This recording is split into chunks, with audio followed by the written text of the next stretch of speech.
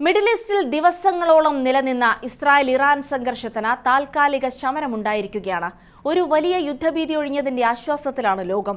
എങ്കിലും ഈ സംഘർഷം സൃഷ്ടിച്ച സാമ്പത്തികാഘാതങ്ങളും ഇന്ധന വിപണിയിലെ അനിശ്ചിതത്വവും ഇപ്പോഴും തുടരുന്നുണ്ട്. യുദ്ധസമയത്ത് ആഗോളതലത്തിൽ ക്രൂഡ് ഓയിൽ വില വർദ്ധിക്കുകയും ഊർജ്ജ പ്രതിസന്ധി രൂക്ഷമാവുകയും ചെയ്യുന്നത് നമ്മൾ കണ്ടതാണ്. എന്നാൽ ഈ പ്രതിസന്ധിക്കിടയിലും നമ്മുടെ അയൽ രാജ്യമായ പാകിസ്ഥാനിൽ നിന്ന് തികച്ചും വ്യത്യസ്തമായ ഒരു വാർത്തയാണ് പുറത്തുവരുന്നത്. അൽ ജസീറയുടെ റിപ്പോർട്ടുകൾ പ്രകാരം പാകിസ്ഥാനിൽ കഴിഞ്ഞ കുറച്ചു വർഷങ്ങളായി നിശബ്ദമായി നടന്നുവരുന്ന സോളാർ വിപ്ലവം ഈ സംഘർഷകാലത്ത് അവർക്കൊരു വലിയ സുരക്ഷാ കവചമായി മാറി. അന്താരാഷ്ട്ര വിപണിയിൽ ഇന്ധനവില ഉയരുമ്പോൾ ഏറ്റവും കൂടുതൽ ഉലയാറുള്ള പാകിസ്ഥാൻ സാമ്പത്തിക വ്യവസ്ഥയെ ഈ സോളാർ പാനലുകൾ എങ്ങനെയാണ് തുണച്ചതെന്ന് വിശദമായി നോക്കാം. സ്വാഗതം ഇൻഡെപ്തിലേക്ക്.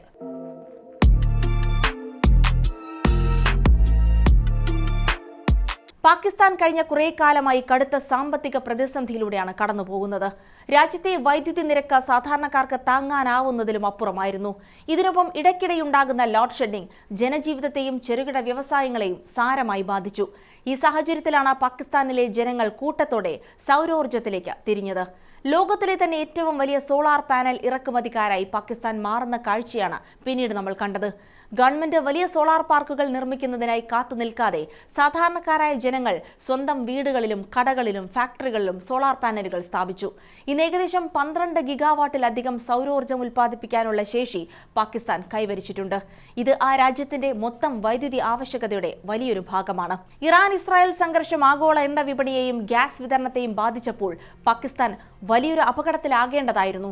കാരണം അവരുടെ വൈദ്യുതി ഉൽപ്പാദനം പ്രധാനമായും ഇറക്കുമതി ചെയ്യുന്ന കൽക്കരിയെയും ഇന്ധനത്തെയുമാണ് ആശ്രയിക്കുന്നത്.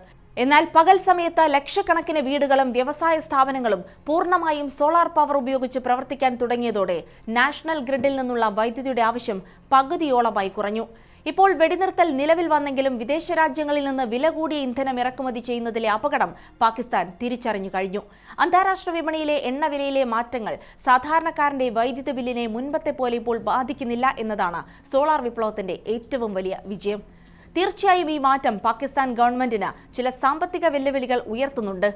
ജനങ്ങൾ സ്വന്തമായി വൈദ്യുതി ഉൽപ്പാദിപ്പിക്കാൻ തുടങ്ങിയതോടെ ഗവൺമെന്റ് ഉടമസ്ഥതയിലുള്ള വൈദ്യുതി കമ്പനികളുടെ വരുമാനത്തിൽ വലിയ ഇടിവുണ്ടായി. എങ്കിലും രാജ്യത്തിന്റെ മൊത്തത്തിലുള്ള സമ്പദ് വ്യവസ്ഥയ്ക്ക് ഇത് ഗുണകരമാണ്. വിദേശ നാണയ ശേഖരത്തിൽ വലിയ കുറവുള്ള പാകിസ്ഥാനെ സംബന്ധിച്ചിടത്തോളം ഇന്ധന ഇറക്കുമതി കുറയ്ക്കാൻ സാധിക്കുന്നത് വലിയൊരാശ്വാസമാണ്. മാത്രമല്ല, ചെറുകിട വ്യവസായങ്ങൾക്കും കൃഷിയിടങ്ങൾക്കും തടസ്സമില്ലാതെ കുറഞ്ഞ ചെലവിൽ വൈദ്യുതി ലഭ്യമാകുന്നത് ഉൽപാദന മേഖലയ്ക്കും ഉണർവ് നൽകുന്നുണ്ട്. പാകിസ്ഥാന്റെ ഈ അനുഭവം ലോകത്തിന് നൽകുന്ന ഒരു പ്രധാന പാഠമുണ്ട്.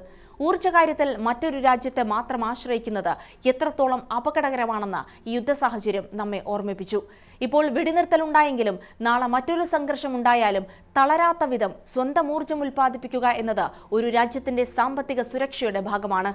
ആഗോള രാഷ്ട്രീയ സംഘർഷങ്ങൾ ഇന്ധന വിതരണത്തെ തടസ്സപ്പെടുത്തുമ്പോഴും പ്രകൃതിദത്തമായ സൂര്യപ്രകാശത്തിലൂടെ ഒരു രാജ്യം സ്വയം പര്യാപ്തതയിലേക്ക് നീങ്ങുന്നത് വലിയൊരു മാറ്റത്തിന്റെ സൂചനയാണ്.